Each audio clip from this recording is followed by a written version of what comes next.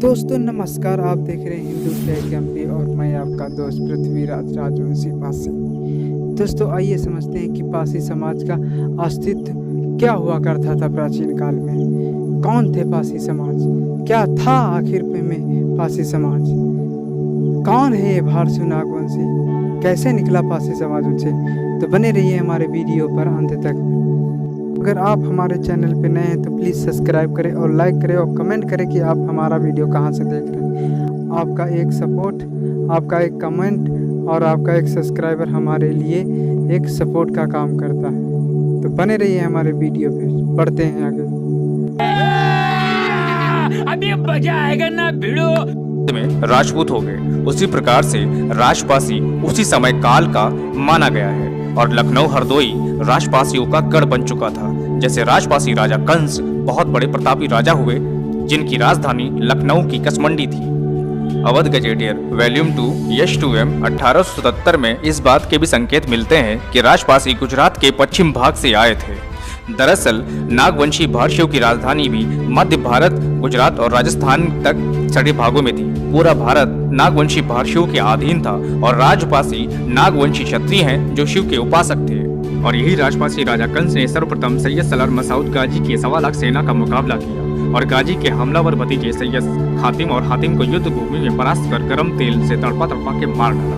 राजपासी राजा कंस बड़े प्रतापी, स्वाभिमानी और अड़ियल रुख वाले थे। शत्रुओं के सामने कभी हथियार नहीं डाले और यही राजपासी मध्यकाल के आते आते पासी कहलाए।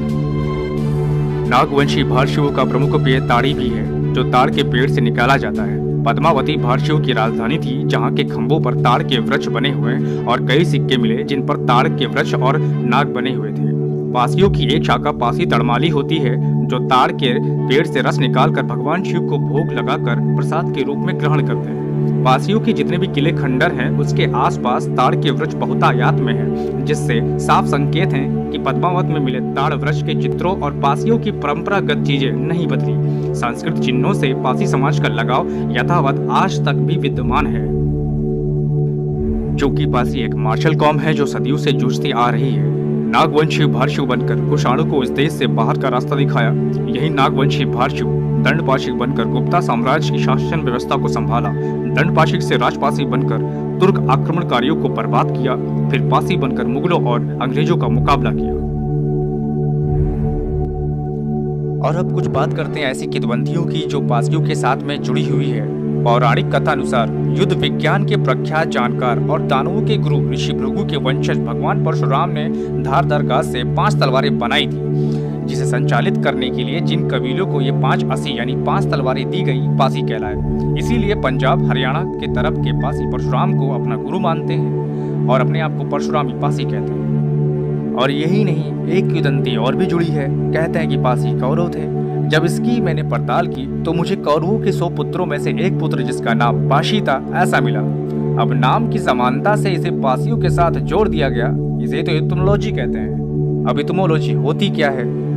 दरअसल इतिमोलॉजी यानी शब्द के अनुरूप उसकी संरचना करना, जो आगे चलकर किंवदंती का रूप ले लेती है। और किंवदंती ऐतिहासिक और वैज्ञानिक दृष्टिकोण से सही नहीं मानी जाती और इसीलिए नागवंशी भारतीयों से दंडपाशिक से राजपासी उस समय काल में हुए परिवर्तन की दृष्टि से वैज्ञानिक और ऐतिहासिक कसौटियों पर खरी उतरती है, जिसका समर्थन उत्तरापद के नाग शासक तथा शिल्पकार आंदोलन का इतिहास, जिसे डॉक्टर निवल वियोगी और प्रोफेसर यम अनवर अंसारी अपनी पुस्तक में करते हैं कि पासी पद्मावती भारतीयों के टाकवंश के संतानें थी, जिनका राजपाट छिन जाने के बाद एक जाति अवध क्षेत्र में पासी और विंध्य क्षेत्रों में भर बनकर उभरी।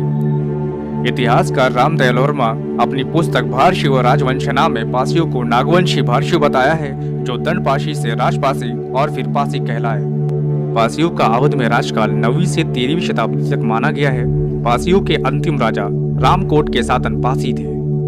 जब इनका राजपाट छिन गया तो मुख्य भूमि से बेदखल हो गए, लेकिन लड़ना नहीं छोड़ा क्योंकि इनका जन्मजात पेशा ही युद्ध करना था, जो बाद में कई हिंदू राजाओं के यहाँ बड़ी संख्या में सैनिक होते थे। लेकिन कई पासी राजाओं ने मुगल काल से ब्रिटिश काल के बीच कई स्वतंत्र राज्य एक बार फिर से खड़े कर लिए थे। अब मैं जो आप लोगों को दिखाने जा रहा हूँ, जिससे आप पासियों की स्थिति का पता खुद लगा सकते हैं। स्लीमन की diary a journey of through the kingdom of Awadh 1849 और 1850 में लिखी गई थी। इसमें ये साफ साफ लिखता है कि अवध के बड़े बड़े तालुकदार यानी राजा 3000 से 4000 पासियों की सेना रखते हैं जो अपने राजा के लिए संघर्ष करते हैं। और वहीं आगे पेज नंबर 333 और 34 पर साफ साफ लिखा है 16 जनवरी 1850 को स्लीमन औरास गए। यहीं पर बादशाह के फ्रंटियर पुलिस के सुपरिटेंडेंट राजा गालिब चंद मिले, जिन्होंने बताया कि अवध में लगभग 1 लाख पासी परिवार गांव की रक्षा यानी प्रहरी के लिए नियुक्त हैं और ये सन 1850 तक का पासियों का सबसे बड़ा रिकॉर्ड माना गया है संख्या बल के हिसाब से देखा जाए तो। और इसके आगे ये भी बताया गया है कि अवध के पासी तीरंदाजी में माहिर हैं और 100 गज की दूरी से अचूक निशाना लगाते हैं।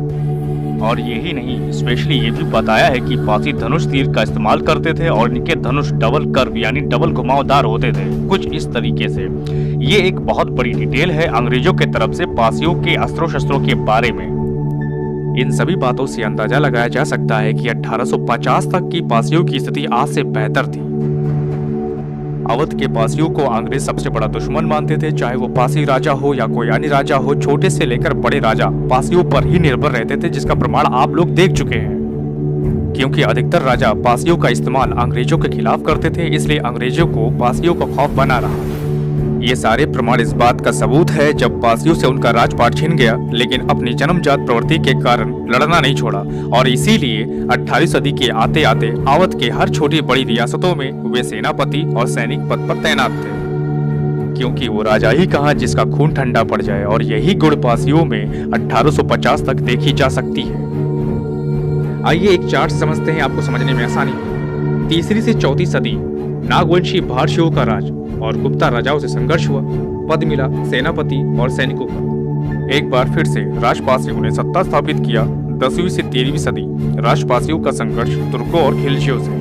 जब राजपाट गया तो इनकी स्थिति एक बार फिर से सेनापतियों और सैनिकों के रूप में बनी रही। यानी इन सभी चीजों में एक चीज ऐसी है जो कॉमन है, जो नहीं बदली, और वो है सैनिक सेनापतियों का पद, जिसका प्रमाण आप लोग देख चुके हो। क्योंकि पासियों में नागवंशी राजाओं का उमड़ता हुआ रक्त विद्यमान है, जिनके बागी तेवर 1857 तक देखी गई। 1830 से 1857 तक कुछ ऐसे वीर पासी सेनापतियों के नाम हैं जो अमर हैं, जैसे सेनापति वीरा पासी, सेनापति गोरखरन पासी, चंदा पासी और इंदल पासी, पासी भगवंत सिंह रावत, पासी सुफल सिंह रावत। इसलिए जब अंग्रेजों ने पासियों की रिपोर्ट तैयार की, जिसमें निष्कर्ष निकाला कि अवध की जितनी रियासतें हैं 3 से 4 हजार की पासियों की फौजें रखे हैं और 13 पासी राजा ऐसे हैं जो अंग्रेजों के विरोध में हैं, जो अंग्रेजी सत्ता के लिए घातक है। एक अंग्रेज लेखक मार्टिन गुमिन्स ने जब ये पाया कि 1857 की क्रांति में सबसे ज्यादा भूमिका इन पासियों ने निभाई है, तो उसने अपनी पुस्तक 1858 के एन अकाउंट ऑफ म्यूटनी के पेज नंबर 72 और 73 पर ब्रिटिश सरकार को आगाह करते हुए यहाँ तक कह दिया कि इन पासियों को भविष्य में बेहद निर्दयता से कुचलना होगा। ये सारे सबूत जीता जागता प्रमाण है पासियों के संघर्षों का, जिसने इस देश के खातिर निस्वार्थ सब कुछ बलिदान कर दिया।